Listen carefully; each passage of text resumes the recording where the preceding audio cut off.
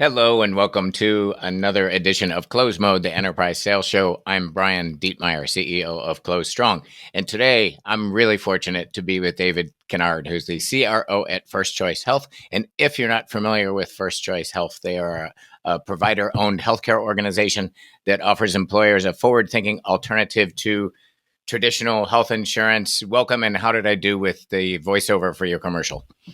Oh, I love it. It's just like my mother wrote it. I appreciate you got it just perfect. So,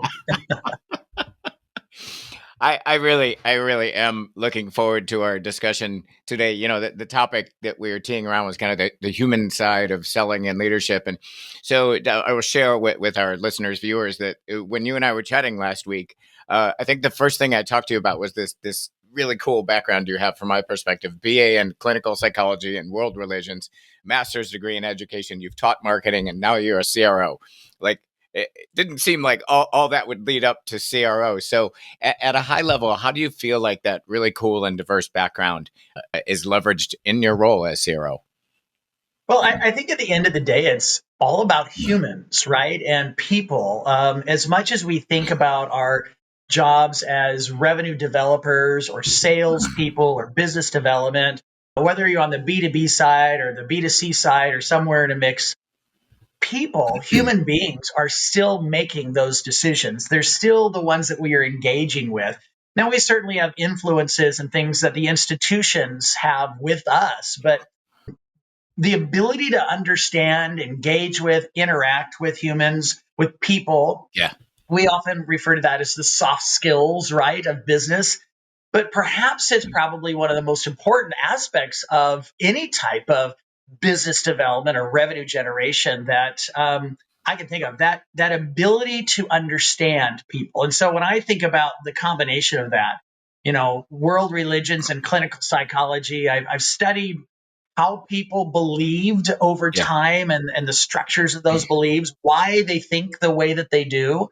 I even have a graduate degree in education for adults, adult education. So then, how do we learn and process new Yeah. information ultimately to transform our behaviors?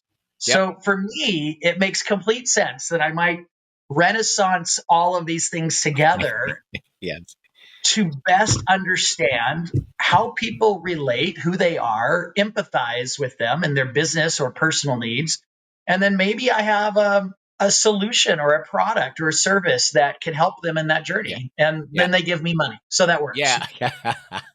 Yeah. I agree. And it's like as we were chatting about this the other day, like there's so much now with AI, and it's part of my role and sequencing and all this stuff that's going on, and our conversation really you brought me back so to the human side of it. So sort of more specifically, you have some views on like why people buy, and I'd love for you to share that with our audience. Well, I think about often, first and foremost, backing up a little bit, I like to always change the narrative. People present, I want to buy a car, or I want to buy dinner, soup, a rotisserie chicken. I mean, it can be silly, simple, or it can be Yeah. something really complex, like a car or a house or a big vacation. Yeah. And if we just approach it at face value, which oftentimes so often that happens, we lose or we compete on a transaction on a inventory based scale, and we lose the ability to sell the experience or to understand the why Yes. of that need, that person coming forward. So it's not just buying a car, it's buying a car that I feel strong, powerful, sexy, safe, Yeah. confident, whatever. What's the emotion behind that car Hmm. purchase? Is it a car that's going to get me to and from work? Is it a car that's going to transport my family? Is it a car for, off-road adventuring? What's the dream and fantasy behind me buying a car? And so often we sell that car, if you go way back, it's selling the steak versus selling the sizzle. Yeah. I don't even think that works anymore because the sizzle is more still about the steak. I'm more about the reason. So what was your reason for wanting that thing? And if we can understand that, that gives me a chance to change the narrative. And I think that the greatest salespeople and business development people and just relationship people ask a lot of open-ended questions. why do you want this? What would it do for you if you had this? How do you see yourself? Versus those yes or no questions. Mm. Do you need your car to have four tires? Do you need your car to have a steering wheel? I mean, Yeah. yes, no. And once you complete that, then you're done. But that opportunistic chance to dream about the purchase and what it might do for your organization. So, And you can do this even with software, right? I'm yeah. selling a CRM tool and getting people to get excited about what it enables my company to do. So I don't think it's necessarily consumer goods or packaged goods or tangible goods. It can be services as well.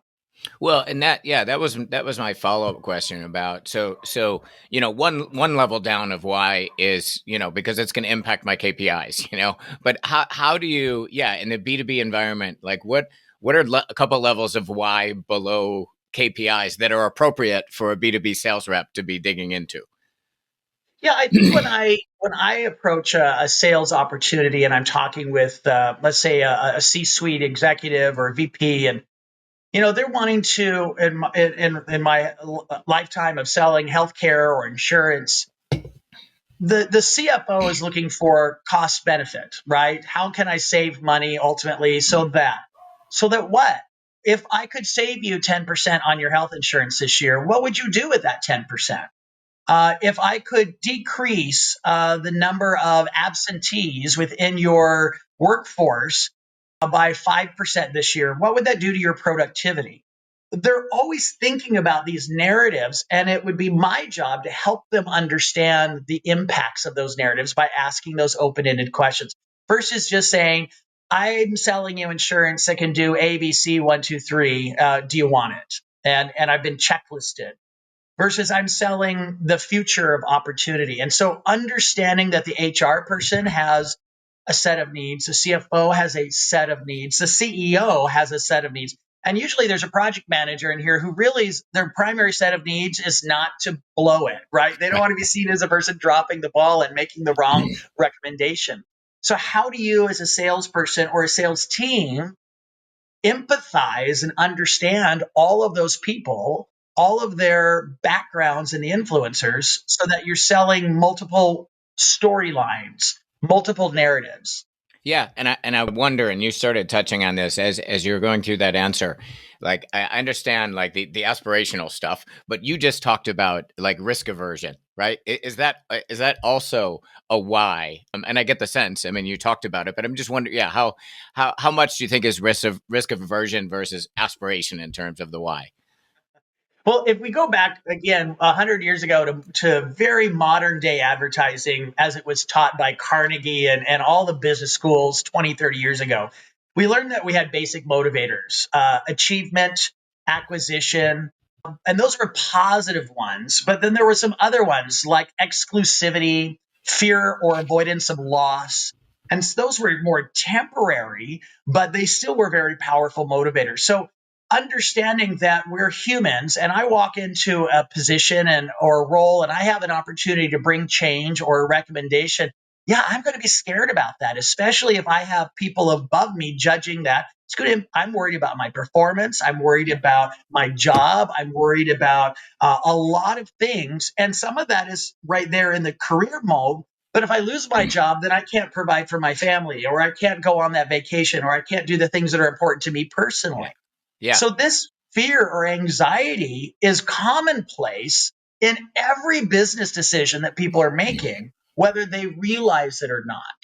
And so being sensitive to that, and I'm not talking group therapy at all, that leave that for right. something else, but I am talking about being aware of and sensitive to those issues helps us to connect and engage and empathize, which then might change the way we approach that sales environment. And it doesn't have to be all touchy feely. Sometimes it's go get them and be more aggressive, be more assertive, be more gung ho. And sometimes you need a softer approach. But Yeah. understanding when and the difference, I think, is important. Yeah, and in that's the whole thing you reminded me of the other day is that there still is that human. This is how you began to get still is that human you're speaking with, and I feel like we've gotten so process oriented and so checklist oriented and activity oriented that maybe we need to be reminded of this. So Well, and you Brian, you're absolutely right. And so many of our salespeople were trained on that checklist, right? They were trained on this notion of here's your opening pitch. We're going to run through an RFP, and that RFP is going to be kind of a cookie cutter because we do the same RFP style and presentation for everybody. They go through this checklist. I got to make so many calls. I got to send so many emails. And it becomes a more of a robotic reaction than a human interaction. yeah Their emails, introductory, all say the same thing. And they always talk about me, not you, right? yeah I can do this for you. I bring these things. I'm this way. I'm this versus understanding you and your issue and your environment and your problems. yeah We need to break that mold from what traditional sales techniques have been and really kind of engage a more human centered approach. and yeah it also reminds me, like I wrote an article a while back about, business relationship is about you making the other person successful, but there's that thing, like I have a close relative of mine, family member, who sells, and he swears it's all about like golfing and drinking, and like that's the thing. But I feel like it is kind of a matrix, right? There is that business relationship. I need to make you successful. And then there's the human part. So it's one of those gray. It's neither this nor that, but we got to matrix and do both, right? Absolutely, and I'm not opposed to the golfing and the dinners and the go out for happy hours and the social life. There are certain products or certain industries where that is absolutely the way things get done, and then Yeah. there are other ones where you can sell multi-million-dollar deals and never meet the person face to face. Yeah. Right? Every industry, product, or environment is going to be different. Knowing the elements now, but let's take that golfing thing for just a second. While you're golfing and drinking and playing the course, what's going on? You're building a bond, you're building friendship, you're telling stories. You might even get vulnerable and share something or receive something that someone is sharing. And that's building engagement, which ultimately leads to trust, which leads to familiarity, which leads to I want to be around that person. Yeah. And by the way, I'll give them my business as a result. Yeah, and So I'm sorry, David. You touched on that last week, and I really love that. That I want to be around this person because of how I feel when I'm with this person, and you just resurrected that, and that's such a valid point about the human relationship side. I used to teach at the university level, and I taught a branding course, and I would often talk about what a brand is, and it's a promise of an expected experience. Is one kind of definition from another person. And let's take the car for example again. You're not necessarily buying the car because of what it can do. All the cars are going to get you from A to B. But the car you choose makes you feel something about yourself while you're going from A to B. I feel strong, safe, secure, sexy, powerful, whatever it is. And I like those things about myself. Now, take that into our friendships and our relationships. I suggested to my class of students, and I said, perhaps we choose our friends not necessarily for who they are, but how we feel about ourselves when we are around them. Yeah. Now, let's translate that one step further into the selling environment. How does the buyer feel about themselves when they are around me, the salesperson? Yeah. Do they feel rushed, hurried, crankied, pressured? Do they not like themselves because they don't have enough time or energy to do things? Or do they feel like, oh my gosh, I can trust David. I feel comfortable and confident and safe around him. Yeah. He's going to help me make good choices. How do I feel about myself when I hang out with you, Brian? Yeah. Determines a lot about the quality of our relationship. And ultimately, in a business environment, will I give you business and money? Yeah. So I think if we shift our perspective that way, we also think differently about those types of engagements. Yeah, I'm so glad we wandered back into that, because that did strike me that when you and I were talking last week, that notion of, I think that's the ultimate to me of the human side of a business relationship is, does that person feel good? And I like how you added, do they feel rushed? Do they feel pressured? So that's like, if we're looking for a target, to me, that's it. So moving the conversation, we've been talking a lot about selling, and like personal brand and how you do this human thing. How about as a leader? You have some thoughts about like this same kind of notion about how you employed some of this in leadership role as a CRO. Yeah, I don't want to forget one thing here that as a CRO or a business leader, I live and die by the numbers, Yeah. right? At the end of the day, I've got to hit that revenue number.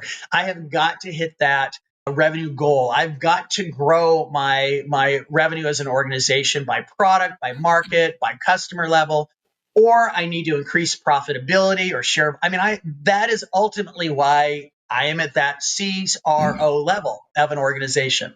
And if I'm not doing that, all this feel good stuff doesn't mean anything, right? Yes. So Yes. we can't separate ourselves out from the fact that we do have some pressure on us to generate revenue.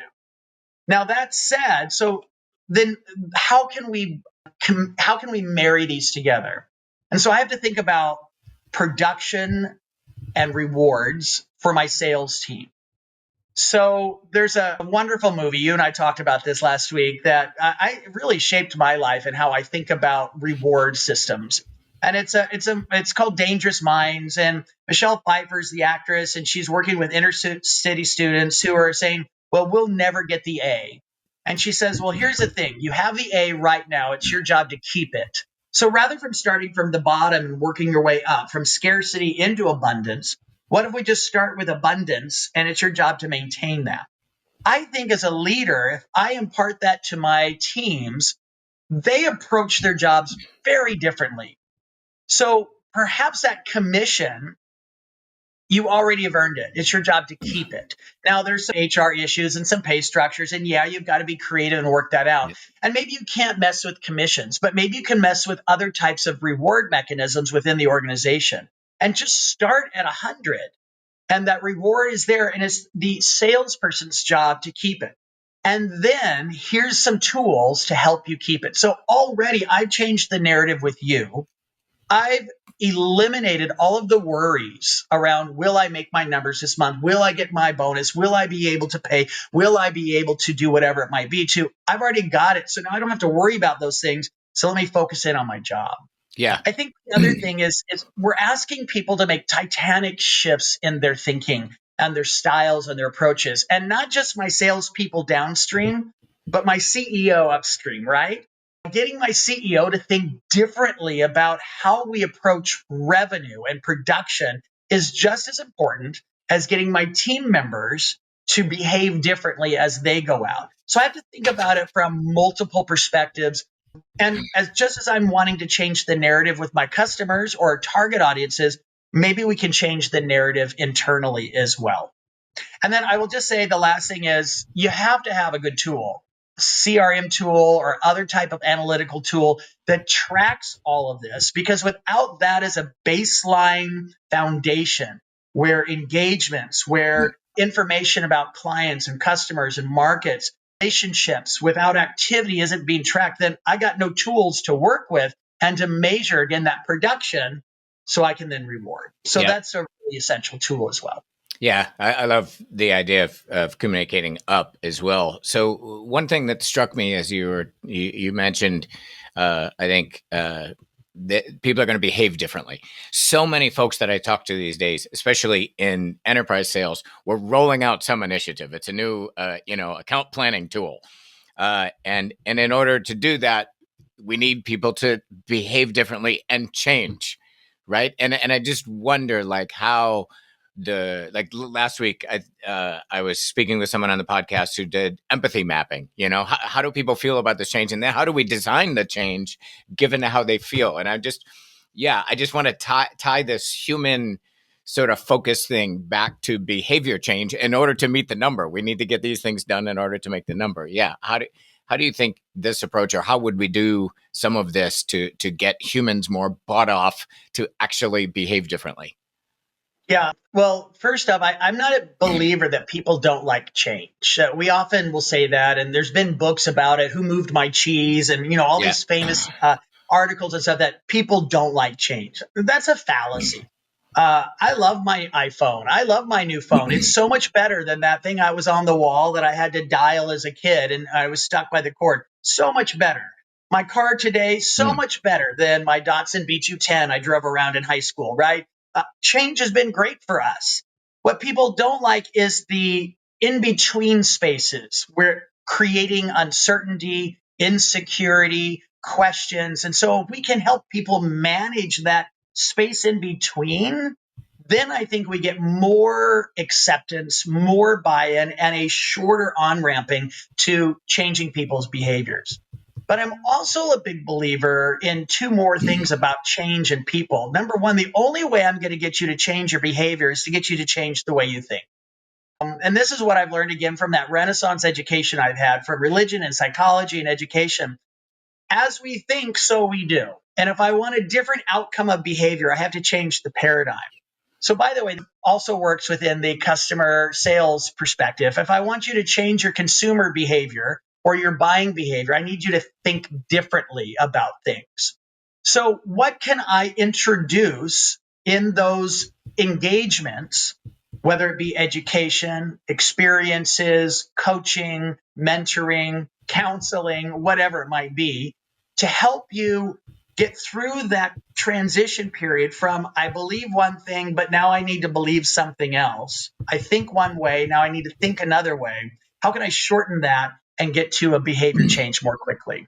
Yeah. For my sales team, I've often used emotional intelligence training. And there's some nifty little books out there in the market. I think they're great. And we just read them. We read about it, and it helps people understand where they're starting from and where they may need to be in order to acquire or achieve the things that change is promising them. Yeah. And so helping people understand where they're at through emotional intelligence or EQ training can often help with that.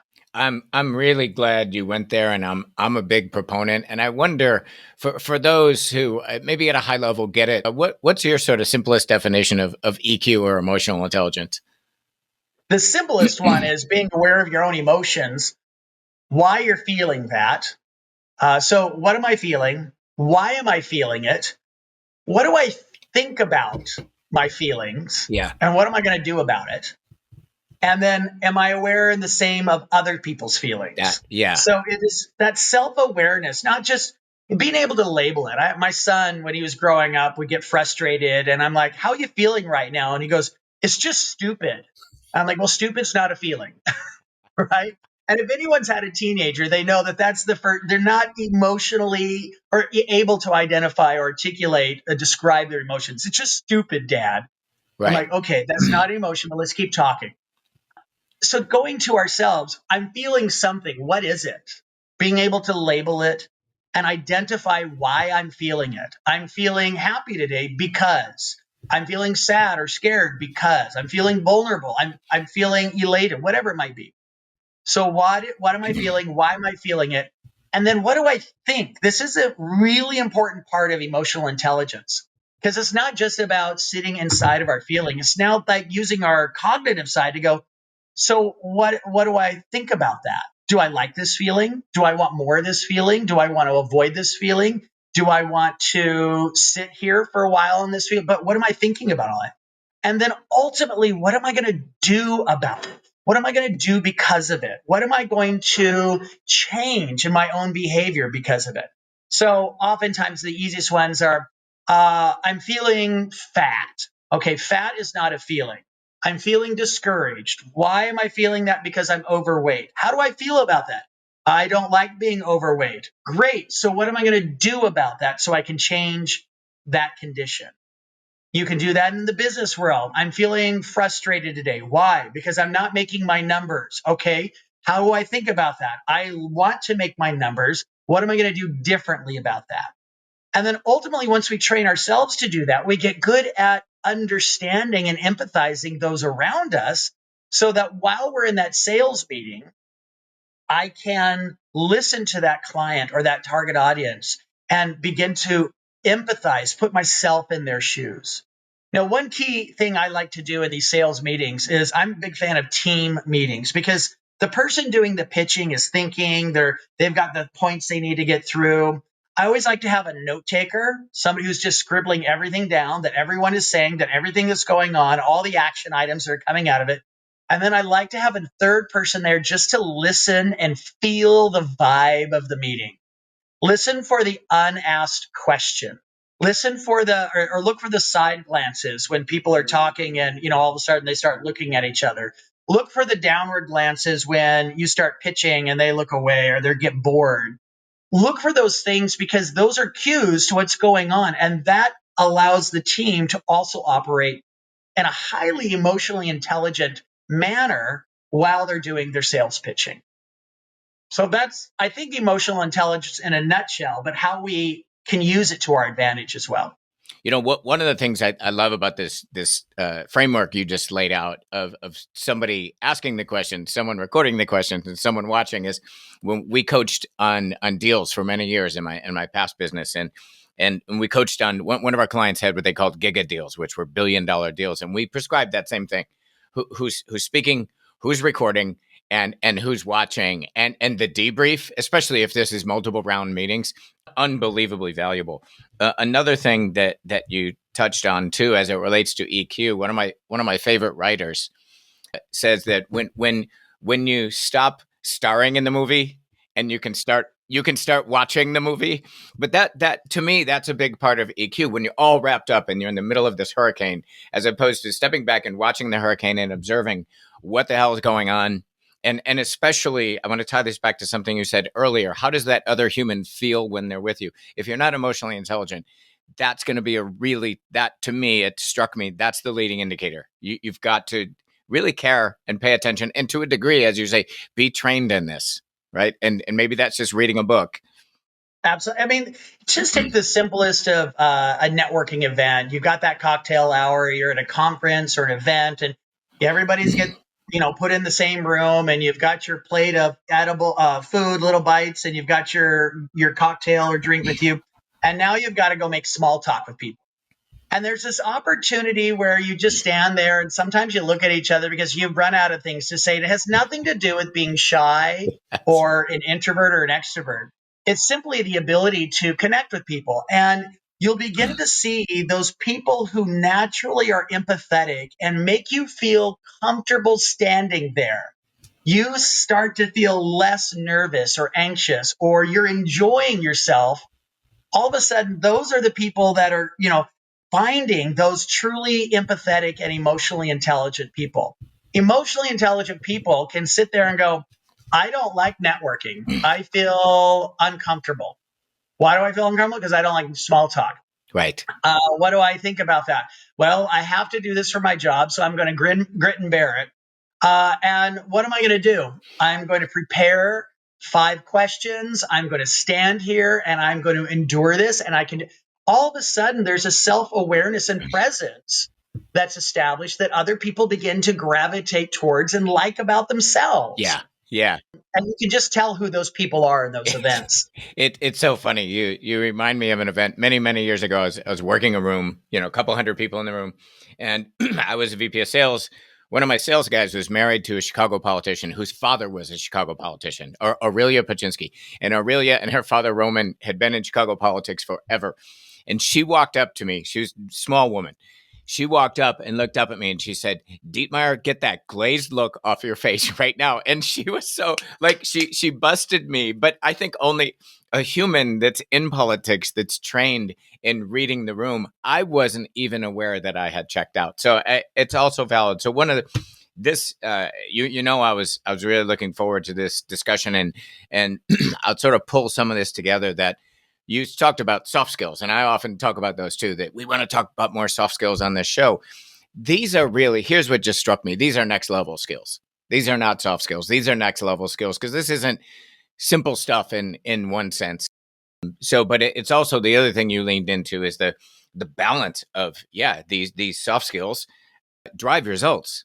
And there's a couple different ways we go about driving results. And if you look at this as an alternative, I think it's a much more healthy way, and a culturally healthy way, whether it's internal or external with customers. And I think that these are, again, these are skills that you need to apply with wisdom. Not everybody wants to be in a very highly empathetic space when crafting a business deal. Okay, but having the empathy and emotional intelligence to recognize that is really important. Yeah. So we're not saying this is a one size fits all. It is a skill that you can learn over time. It is an ability that I think anybody can strengthen over time to learn to apply in the appropriate measure, in the appropriate amounts, and the appropriate times. And I believe that as we get more practice with it, we get better at it. Practice doesn't make perfect, but it just does help you learn how to apply this along the way.